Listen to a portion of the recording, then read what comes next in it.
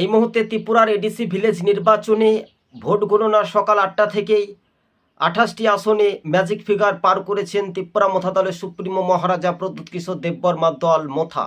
BJP মাত্র 3টি আসনে এগিয়ে আপাতত আমরা দেখতে পাচ্ছি, কখনো 3 হচ্ছে কখনো 4 হচ্ছে। 24টি আসনে তারা কিন্তু এগিয়ে, অর্থাৎ 18টি আসনে জয় নিশ্চিত হয়ে গেল মথার, অর্থাৎ ম্যাজিক ফিগার পার করে একেবারে গণ্ডি ছড়িয়ে দিলেন। আগামী দিনের ভবিষ্যতে মুখ্যমন্ত্রী হতে পারেন উত্তর পূর্বের রাজ্যে ত্রিপুরার।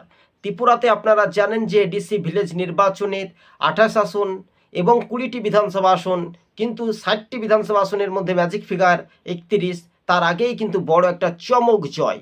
28-এর নির্বাচনটাও যদি আমরা দেখি তো এক প্রকার হাওয়া কিন্তু বিজেপির দিকে গড়বে বলে মনে করছিল, সেটা কিন্তু একেবারে মিথ হয়ে গেল।